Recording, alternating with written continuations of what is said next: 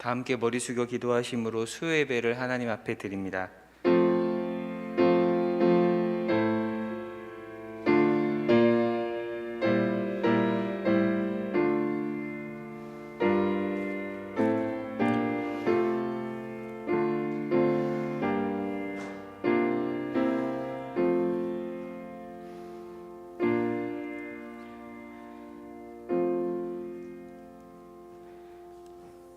하나님, 언제나 어디에서나 우리에게 말씀하시는 하나님의 음성에 귀를 기울이며 우리를 구원하여 자녀 삼으신 하나님을 마음과 정성을 다해 예배합니다. 하나님의 말씀을 듣고 순종하며 명예로운 신자의 길을 걸어가도록 인도하여 주옵소서. 길이요 생명이신 예수님의 이름으로 기도합니다. 아멘. 305장 찬송하겠습니다.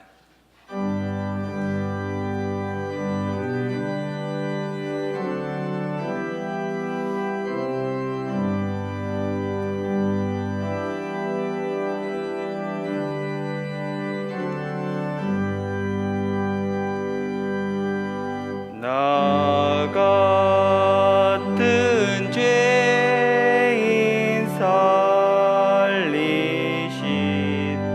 주 은혜 놀라워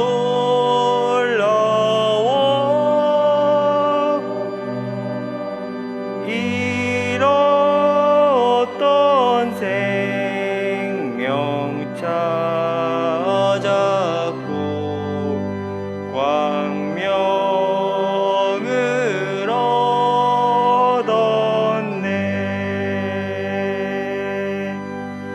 큰 죄악에서 건지신 주 은혜 고마워.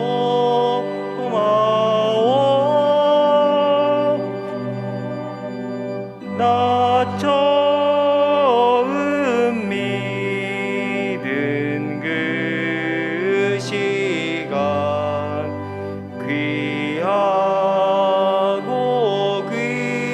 귀하다.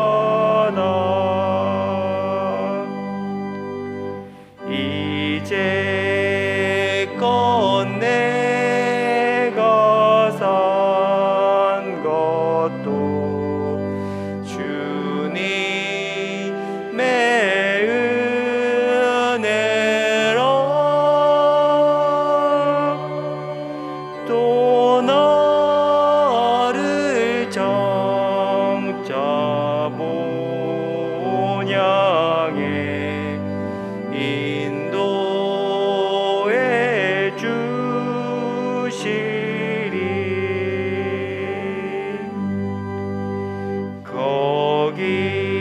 거기서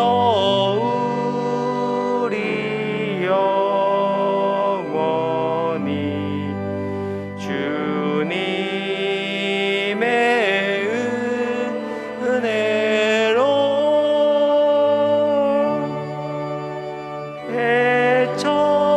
해처럼 밝게 살면서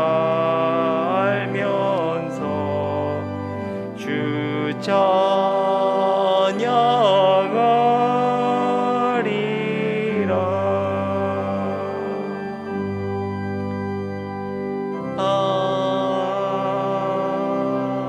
아멘.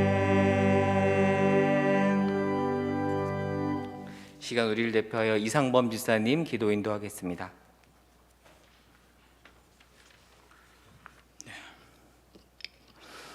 우리들의 생명 되시고 힘이 되시는 거룩하고 정죄하신 여호와 하나님 아버지, 지난 3일 동안도 여전히 아버지께 주신 믿음대로 살지 못하고 세상과 타협하며 속된 삶을 살 수밖에 없었던 저희들의 연약함과 정결치 못했던 죄악과 반복적인 교만, 부조리 했던 삶을 고백합니다.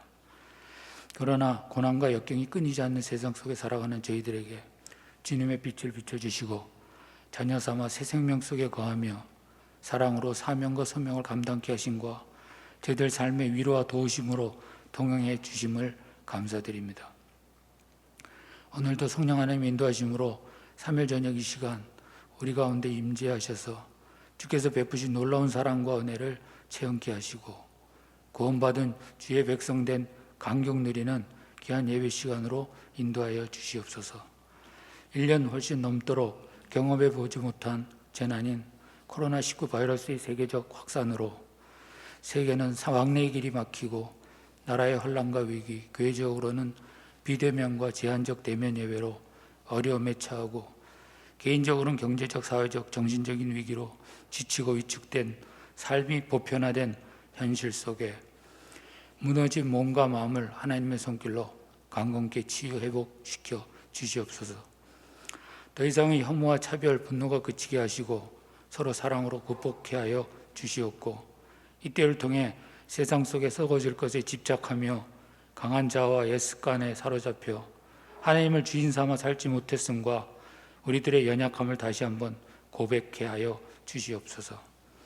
너는 내게 부르짖으라 내가 내게 응답하겠고 내가 알지 못하는 크고 비밀한 일을 내게 보이리라는 말씀과 같이 세상과 일상의 혼란 속에서 우리가 여전히 연약한 피조물임을 깨닫고 생명의 주관자 되신 여호와 라파 하나님만 오직 바라보는 치유와 회복의 길이 열리기를 소망합니다. 상한 마음과 심령, 비통한 억울함, 답답함, 불안, 염려 등 억눌린 자들의 답이 없는 고통의 현실 속에서 하나님의 공의, 정의, 뜻 가운데 선과 악을 바로 분별하며 생명력 있는 영적 공동체에 속한 지체로서 서로의 마음을 헤아리며 하나님 가르쳐 주신 사랑 가운데 지혜로운 마음을 구하기를 간절히 소망합니다. 육신이 약하여 늘 넘어진 저희들에게 강건함을 허락하여 불순종과 하나님을 거역하는 패약한 세대를 거슬러 빛 대신 주님을 붙잡고 분별력, 영적 깨달음이 있는 거룩한 믿음의 백성으로 세상을 이기게 하여 주시옵소서. 특별히 이번 주말 저희 교회가 장로 권사 교회 직분자를 세우는 선거를 앞두고 있습니다. 근본 선거를 통해 선출과 임직의 모든 과정에서 온 성도들이 하나 되게 하시고 한 사람도 시험에 드는 일이 없도록 성령 하나님께서 친히 모든 과정을 주관하여 주시옵고 후보자들의 마음을 준비시켜 주시사 직분이 지위나 자격의 표시가 아니라 희생과 수고와 섬김의 자리라는 사실을 깨닫고 선출 여부에 관계없이 변함없이 겸손한 마음과 낮은 자세로 기쁨과 아름다운 모습으로 교회를 섬기게 하여 주시옵소서.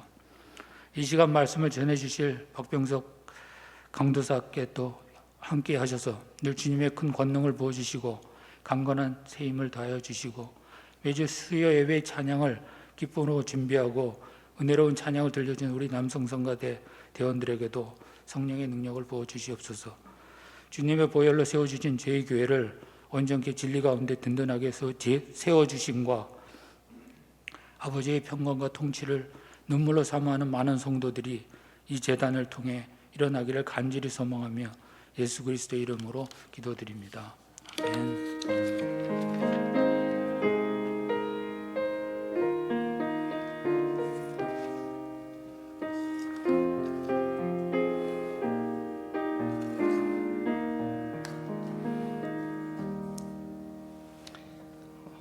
네, 한 가지 광고 말씀드리겠습니다. 오늘 토요일부터 장로권사 투표가 시작이 되는데요. 주보 광고에는 나와 있지 않지만 어제 문자가 발송이 됐습니다. 2차 모의 선거가 시작되었습니다. 한번 스마트폰을 열어보시면 교회에서 2차 모의 선거 문자가 갔습니다. 어제부터 내일 목요일 오후 1시까지 모의 선거가 실시가 됩니다. 한 가지 사무실에서 부탁을 했는데요. 이름을 기입할 때 동명이인 구분이 없습니다. 예를 들면 저는 안성이 A라고 이렇게 기재되어 있는데 A라는 그 이니셜을 빼고 그냥 이름만 기재하면 핸드폰 번호로 인식을 합니다. 이렇게 참고 부탁드리겠습니다. 내일까지 꼭 이렇게 연습해 주시고 토요일부터 투표를 잘 시행하면 되겠습니다. 이 시간에 한동훈 지사님 여호와 우리 주여라는 곡으로 하나님께 영광 돌리겠습니다.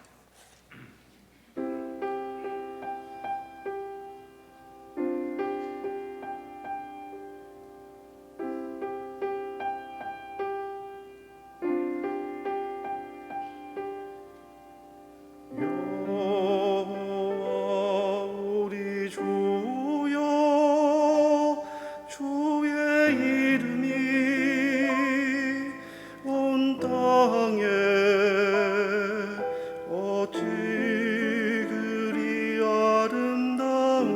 아름다운지요 어찌 그리 아름다운지요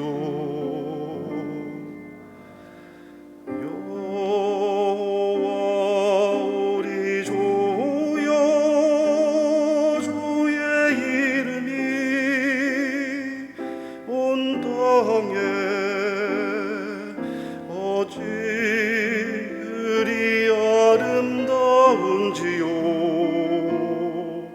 어찌 그리 아름다운지요 주의 손가락으로 지으신 주의 하늘과 주가 베풀어 두신 달과 별 내가 보니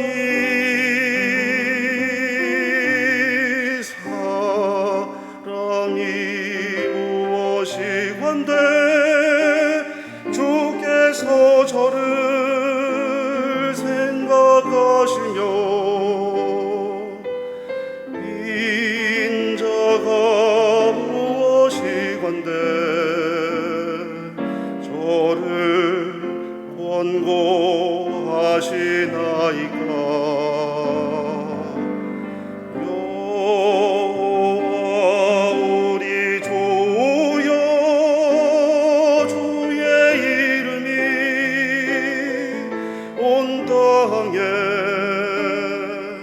어찌 그리 아름다운지요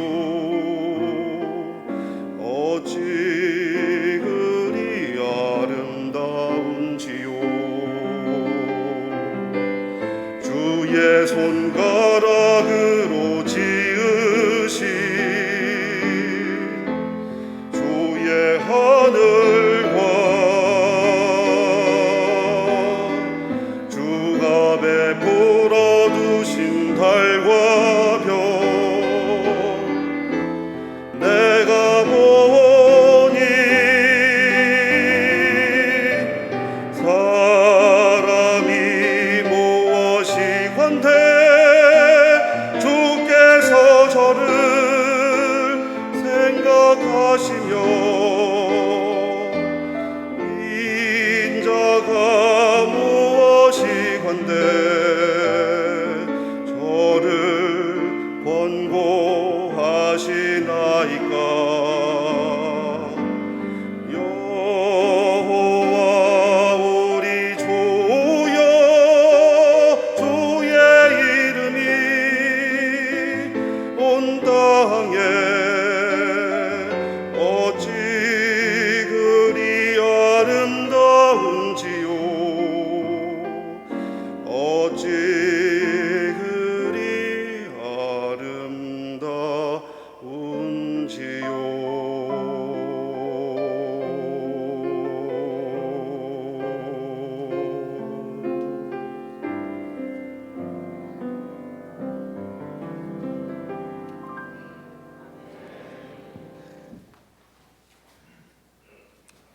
아름다운 찬송의 은혜와 감동이 사라지기 전에 빨리 말씀을 보시겠습니다. 이사야서 41장입니다.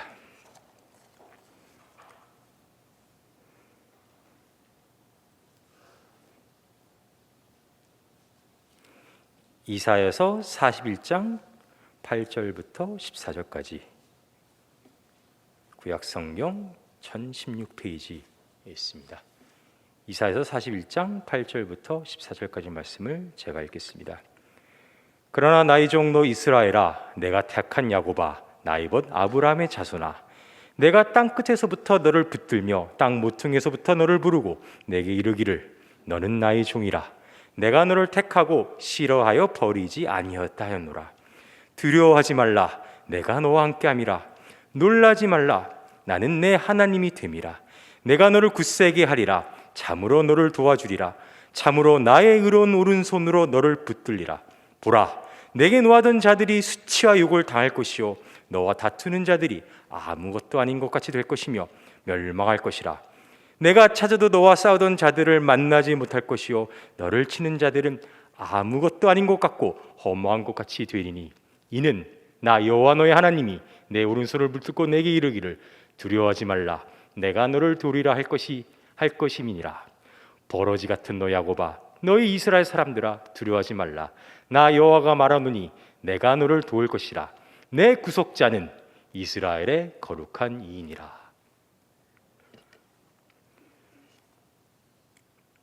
이사야서 41장 8절부터 14절까지의 말씀을 보면은 참 은혜롭고 감동적인 얘기입니다. 은혜롭고 감동적인 거는 이해가 되는데 사실은 핵심적인 얘기는 잘 이해가 되지 않습니다. 사실은 크게 새삼스러울 것 없죠. 왜냐하면 성경에서 설명하는 이 하나님께서 우리를 편들어 주시고 도와주시고 궁극적으로 구원을 하신 이유, 하나님께서 그렇게 우리를 살아가신 이유에 대한 설명이 언제나 우리에게는 이해하기 어렵기 때문입니다. 오늘 보신 이사야서 8장에 이 감동적인 얘기가 참 감동적이고 어떻게 보면은 우리로 기쁨의 감사의 눈물을 짓게 하지만 이것이 이사야서를 전반적으로 흐르는 그런 분위기가 아닙니다. 무슨 말이냐면은 이사야서 41장 앞은 이런 얘기들로 시작합니다. 41장 보면 섬들아 내 앞에서 잠잠하라 민족들아 힘을 새롭게 하라 가까이 나아오라 그리고 말하라 우리가 서로 재판 자리에 가까이 나아가자 누가 동방에서 사람을 일깨워서 공의로 그들을 불러 자기 말 앞에 이르게 하였느냐 열국을 그의 앞에 넘겨주며 그가 왕들을 다스리게 하되 그들이 그의 칼에 티끌 같게 그의 활에 불타는 촉에 같게 하며 그가 그들을 쫓아가서 그의 발로 가보지 못한 길을 안전히 지났나니 이를 누가 행하였느냐 누가 이루었느냐 누가 처음부터 반대를 불러내었느냐 나 여호와라 처음에도 나요 나중에 있을 자에게도 내가 꼭 그니라 섬들이 보고 두려워하며 땅끝이 무서워 떨며 함께 모여와서 자 각기 이웃을 도우며 그 형제에게 이르기를 너는 힘을 내라 하고 목공은 금장색을 격려하며 망치로 고르게 하는 자는 매질꾼을 격려하며 이르되 땜질이 잘 된다 하니 그가 못을 단단히 박아 우상을 흔들리지 하게 하는도다. 앞에 하나님께서 모든 것의 시작이시고 모든 것을 이루시는 분이라고 설명이 나오는데 사실 이스라엘은 그러한 사실 앞에서도 서로 힘써 우상을 숭배하고 있다는 거죠. 그런 비참하고 참담한 현실에 붙어 나온 얘기가 이 8절부터에 나온 내용입니다. 그렇게 우상을 섬기는데 여념이 없는 이스라엘 향해 오늘 보신 8절에 하나님의 선언이죠. 이스라엘을 나의 종이라 하시고 야곱을 내가 택하다 하시고 아브라함의 자손을 나의 벗이라고 하십니다. 그리고 오늘 보신 마지막 14절에 왜 너희는 그렇게 나쁜 놈이고 참담하고 정말 눈뜨고 보지 수 없을 정도로 가증스러운 짓을 함에도 불구하고 두려워할 필요 없고 떨 필요 없고 그런 정말 나쁜 놈인 너를 괴롭히고 치는 놈들은 내가 가루로 만들 것인데 너희들이 악함에도 불구하고 내가 너희를 보호하고 구원하는 이유는 14절에 보시면 나에게 있다. 내가 거룩하기 때문이다. 너희가 구원받는 이유는 전혀 너희와 상관없고 다 온전히 나의 하나님됨에 있다 라는 설명이죠. 여러분께서는 기독교라는 그러니까 우리가 믿는 이 신앙을 밖에서 여러분께서 들으실 때 아주 간략하게 이런 문장으로 들으셨을 겁니다. 우리가 구원받는 것은 예수를 믿기 때문이다. 우리 신자는 구원을 받았는데 하나님을 믿어서 구원을 받았다라는 설명을 들으셨을 겁니다. 아주 우리에게 익숙한 표현이죠. 그 문장을 들을 때는 마치 우리가 우리의 선택으로 우리의 그러니까 범죄함도 있고 악랄함도 있고 우리가 회개하지 않은 것도 있지만 하여튼 최소한 우리는 믿음이란 최소한의 선택, 어찌 보면 투자를 잘한 사람으로서 하나님을 믿기로 했기 때문에 그 대가로 구원을 받았다. 마치 이유가 신자에게 우리에게 있는 듯한 느낌을 받게 됩니다. 근데 오늘 보셨다시피 하나님이 설명하시는 이스라엘 구원의 이유는 하나님께 있습니다. 만약에 믿음이란 것이 정말로 신자된 우리의 은공이고 우리의 선택이라면 이 이사야서와 그 표현은 서로 모순된 게 되어버리죠. 그래서 우리는 한 가지 여기서 깨닫게 되는 겁니다. 하나님을 믿는다, 예수 그리스도를 구주로 시인하고 우리가 예수를 믿는다는 것과 구원의 모든 이유가 온전히 하나님께 있다는 것은 같은 얘기구나, 같은 설명이구나. 아니 어떻게 이런 것이 될까? 참 신기하구나, 정말 신비롭구나 하는 사실을 깨닫게 되는 것이죠. 사람의 이성으로서 우리의 구원이 전적으로 우리와 전혀 무관하게 하나님께 있다라는 얘기를 들으면 사실 두 가지 반응이 나옵니다. 하나는 당황스럽습니다. 왜 당황스럽냐면은 사람은 사실 어떤 그런 그러니까는 자기의 원하는 결과를 얻기 위해 어떤 대가를 지불하는 그런 생각을 상식으로 가지고 있습니다. 대가 없는, 나의 노력 없는, 원인 없는, 나에게 주어지는 어떠한 유익이 나와 나의 행위와 무관하게 이루어진다는 개념은 사실 우리에게는 아주 낯섭니다. 그래서 두 번째, 어떤 반응이 오게 되면 그럼 우리는 뭔가 하나님이 다 이루셨고 구원도 다 하시고 우리와 상관없이 하나님의 거룩함으로 모든 게 완성이 된다면 그럼 나는 개판 쳐도 되는 건가? 내가 하나님께 순종하고 교회 생활 열심히 하고 성경을 열심히 보는 게 전혀 아무런 상관이 없는 게 아닌가? 교회 생활을 열심히 하는 나와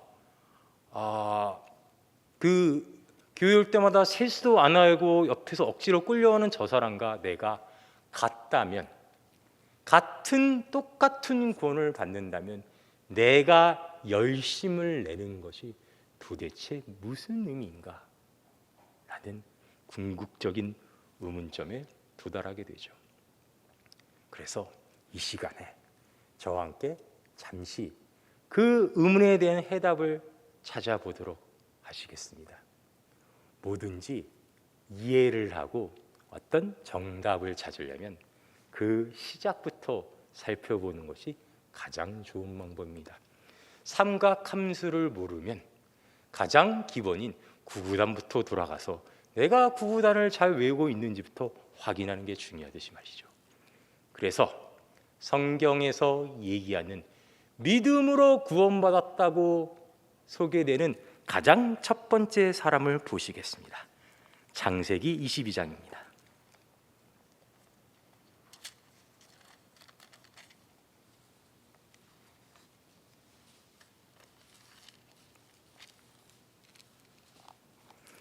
창세기 22장에는 믿음의 조상이라고 소개받는 아브라함의 얘기가 나옵니다.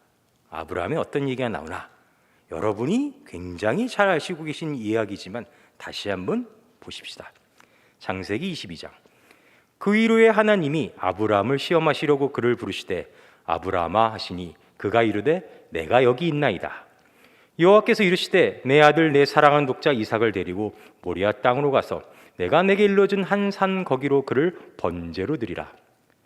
아브라함이 아침 일찍 일어나 나귀의 안장을 지우고 두 종과 그의 아들 이삭을 데리고 번제에 쓸 나무를 쪼개어 가지고 떠나 하나님이 자기 길로 신 곳으로 가더니 제3일에 아브라함이 눈을 들어 그곳을 멀리 바라본지라. 이에 아브라함이 종들에게 이르되 너희는 나귀와 함께 여기서 기다리라. 내가 아이와 함께 저기 가서 예배하고 우리가 너희에게로 돌아오리라 하고 아브라함이 이에 번제나무를 가져다가 그의 아들 이삭에게 지우고 자기는 불과 칼을 손에 들고 두 사람이 동행하더니 이삭이 그 아버지 아브라함에게 말하여 이르되 내 아버지여 하니 그가 이르되 내 아들아 내가 여기 있노라. 이삭이 이르되 불과 나무는 있거니와 번제할 어린 양은 어디 있나이까.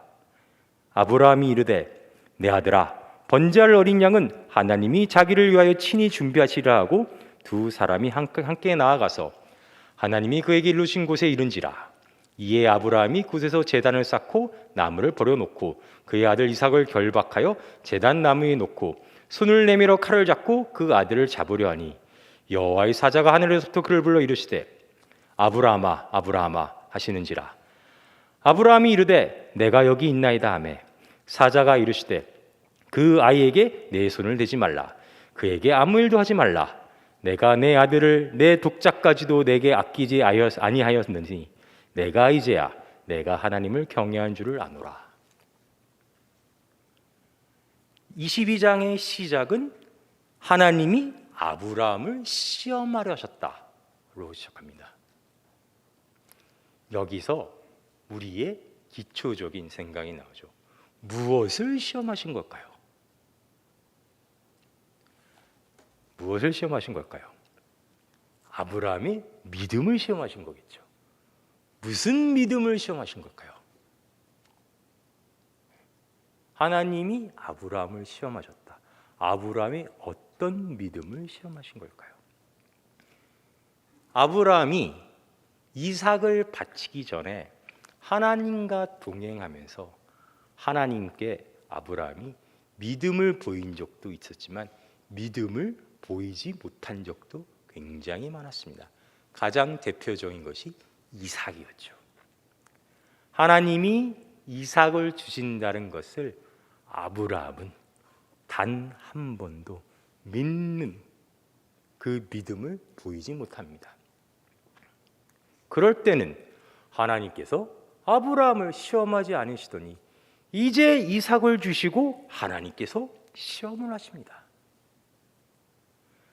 제가 어렸을 적 초등부 시절에 유년부를 통틀어서 교회에서 이 장면 이와 관련된 어떤 만화도 좋고 어떤 드라마도 좋고 이 장면에만 오면은 그래서 성경이 없는 어떤 이야기가 묘사가 됐냐면 이제 할아버지가 돼서 아들이 생긴 아브라함이 아들이 너무 예뻐서 하나님께 제사 드리고 하나님께 기도하는 걸 소홀히 하고 아들만 끼고 노는 그런 장면이 나오곤 했습니다. 그래서 이제 질투가 이제 막 일어나신 하나님이 아브라함이 아직도 자기 아들보다 나를 더 소중하게 여기는지 한번 시험해 보자. 그래서 이삭을 바치라고 한 걸로 설명이 되었습니다. 제가 본 드라마에서는 아브라함은 이 전날 밤에 잠도 못 자고 뜬 눈으로 눈물을 흘리면서 밤을 지새웁니다. 근데 오늘 여러분과 함께 저희 보신 이 아브라함 얘기는 아까 방금 전에 보신 이사야서와 연결돼서 우리에게 사실은 다른 걸 얘기하고 있습니다. 아브라함은 떠날 때 자기 종들에게 우리가 돌아온다고 확실하게 얘기하고 합니다. 그렇죠. 하나님께서 아브라함에게 이런 말씀을 하시죠. 내가 내 독자도 아끼지 않고 나에게 바치려는 걸 봤으니 이제 네가 날 경외한 줄을 알겠다 라는 말이 나오죠. 독자를 아끼지 않는다는 표현이 여러분께 낯설지 않을 겁니다. 뜸들이지 않고 빨리 제가 결론으로 도달하겠습니다. 하나님께서 우리를 어떻게 사랑하셨는가에 대한 실천적인 가장 대표적인 사랑의 행위로 성경이 우리에게 말하는 게 하나님께서 그의 독생자를 아끼지 않고 우리에게 주셨다. 그러니까 하나님이 우리를 사랑하셨다는 것은 그냥 개념으로 머물지 않은 게 아니라 이렇게 우리에게 일어났는데 우리에게 이런 행위는 확실한 사랑의 행위이다라고 성경이 누누이 우리한테 알려준 것이 자기의 사랑하는 독생자, 독자를 주는 행위입니다. 그런데 아브라함이 지금 이 자리에서 그걸 하고 있죠. 하나님을 사랑한 행위를 하고 있죠. 대단하지 않습니까? 하나님께서는 물론 그 아들을 바치게 하지 않으시고 어린 양을 준비하시죠. 결론적으로 얘기하면 하나님은 아브라함의 사랑을 확인하시고 하나님께서 더 먼저 그의 독생자를 주시는 그 뜻을 이루시기 위해 어린 양을 준비하신 거죠. 아브라함도 모르게 우리도 모르게 벌써 구약에 아브라함은 예수 그리스도께서 얘기하시는 모든 계명, 온 계명을 표현하는 두 가지 중에 하나, 내 몸을 다하고 정성을 다하고 마음을 다하여 하나님을 사랑하라를 실천한 겁니다. 그렇죠. 대단하지 않습니까? 끝내주는 믿음이지 않습니까? 하나님이 우리에게 보여주셨던 것을 아브라함이 했다니까요. 재밌는 사실은 하나님이 아브라함한테 처음부터 요구하지 않으신 거죠. 처음부터 아들을 그러니까 가나안에 가자마자 주시고 그 아들을 바로 바쳐라.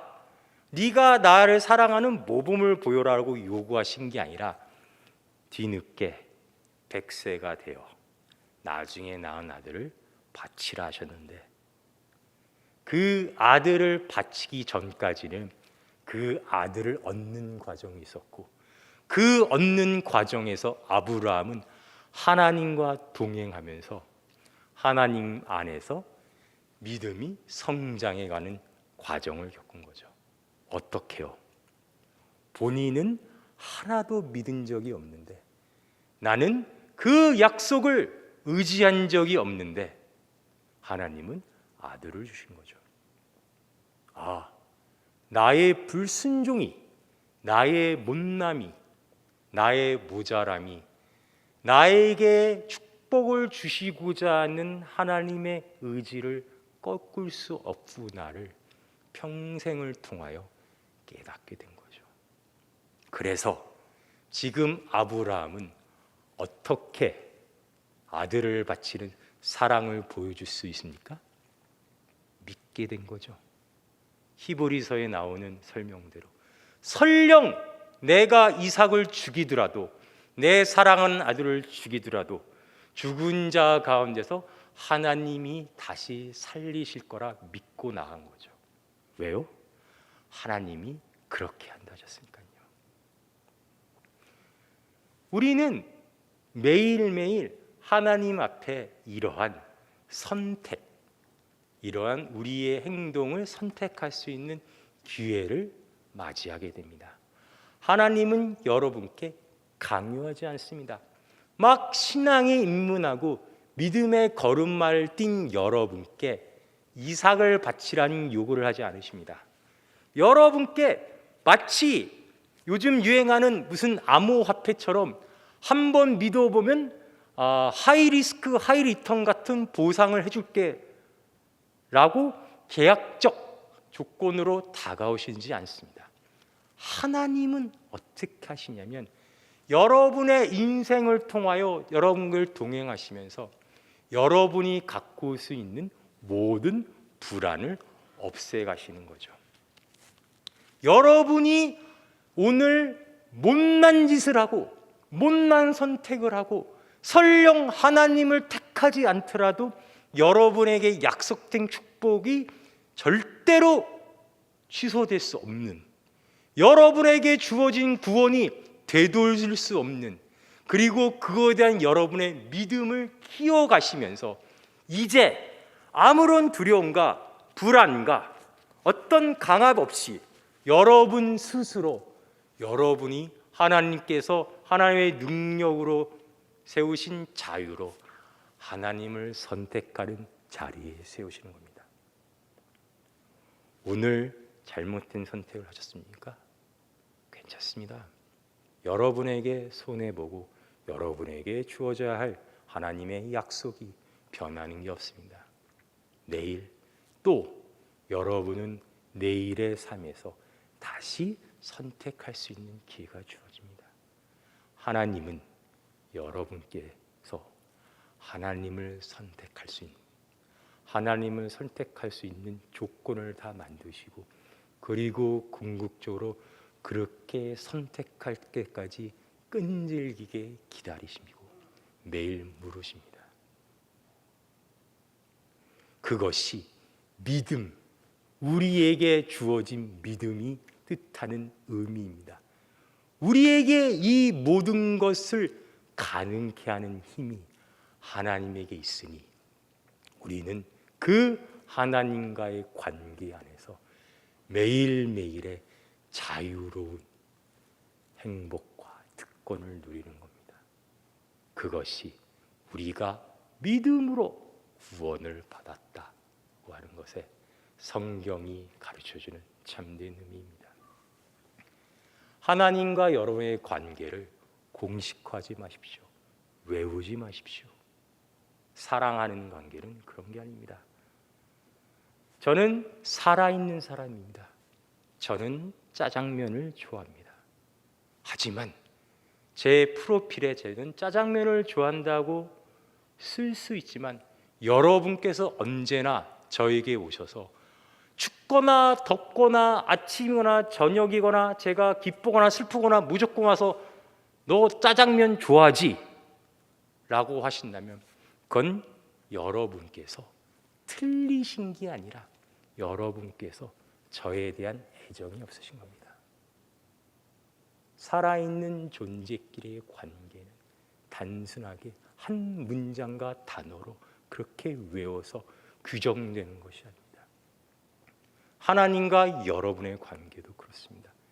그 믿음 안에서 하나님의 약속에서 여러분은 굉장히 변화무쌍한, 고난이 왔다, 행복이 왔다, 안정이 왔다, 환란이 왔다 하는 인생을 겪으실 겁니다.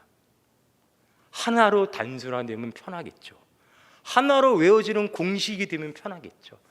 그것은 여러분이 자꾸 애정을 갖지 아니려 하시는 겁니다. 사랑하는 관계는 늘 그렇게 생명력을 가집니다. 그것이 우리와 하나님과 관계에서도 마찬가지라는 사실을 여러분께서 깨달으셔야 합니다. 오늘의 실족이 실족으로 끝나지 않고 오늘의 여러분의 하나의 잘난 일이 그 잘난 일 하나로 끝나지 않습니다. 우리에겐 또 내일이 있고 우리에겐 더 커가고 성장해야 할 우리의 앞날이 있습니다. 어떤 조건으로 만족돼서 끝나는 삶이 아님을 기억하시기 바랍니다. 이제 내일 우리에게는 하나님께서 주어주시는 복된 또 다른 자유로운 선택이 기다리고 있습니다. 어떤 선택을 하시겠습니까? 기도하시겠습니다. 하나님 아버지 은혜를 감사합니다. 우리가 죄인 되었을 때 아버지를 모르고 하나님을 모르고 내가 어떤 사람인지 모를 때 주께서는 그 모든 사랑을 계획하시고 이루시고 우리에게 약속을 주시고 우리에 대한 모든 구원과 사랑을 확증하셨나이다. 하나님께서 지으신 사람이 사람으로 끝나지 않고 그 기나긴 역사란 시간 속에서 하나님이 인간을 만들어 가셨습니다. 그래서 오늘날 우리 신자들은 하나님의 족이요 택한 자녀이며 하나님의 벗이란 영광된 의미를 사람이란 단어 속에 갖는 축복 안에 묶여 있습니다. 주께서 저희를 이렇게 사랑하시니 그 은혜를 감사드립니다. 주님, 매일매일 삶 속에서 주님께서 허락해 주신 그 자유로운 권리로 우리는 자유롭게 선택하고 더 자라나옴을 우리가 믿습니다. 언제나 우리의 믿음 없음을 도와주시옵소서. 예수님의 이름으로 기도하였습니다. 아멘.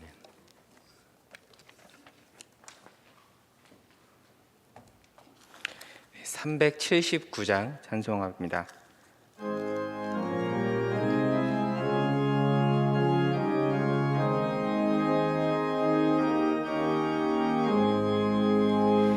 내 갈 길 멀고 밤은 깊은데 빛 되신 주 저 본향집을 향해 가는 길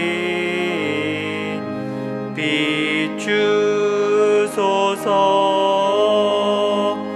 내 가는 길 다 알지 못하나 한 걸음씩 늘 인도하소서.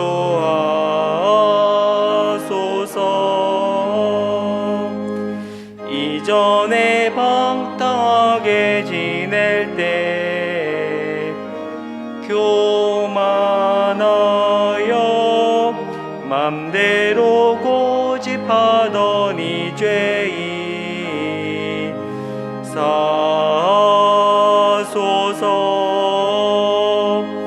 내 지은 죄 다 기억 마시고 주 뜻대로 늘 주장하소서.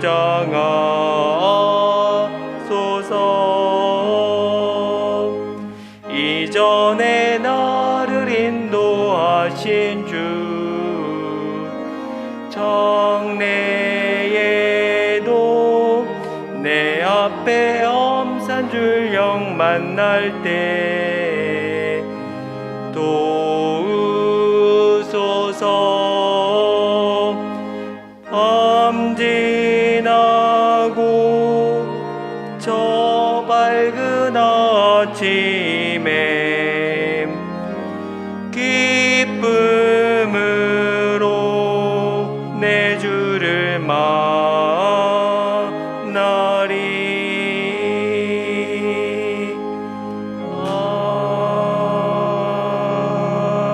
아멘. 주기도문으로 예배를 마칩니다. 하늘에 계신 우리 아버지여, 이름이 거룩히 여김을 받으시오며 나라가 임하시오며 뜻이 하늘에서 이루어진 것 같이 땅에서도 이루어지이다. 오늘 우리에게 일용할 양식을 주시옵고 우리가 우리에게 죄 지은 자를 사하여 준 것 같이 우리 죄를 사하여 주시옵고 우리를 시험에 들게 마시옵고 다만 악에서 구하시옵소서. 나라와 권세와 영광이 아버지께 영원히 있사옵나이다. 아멘.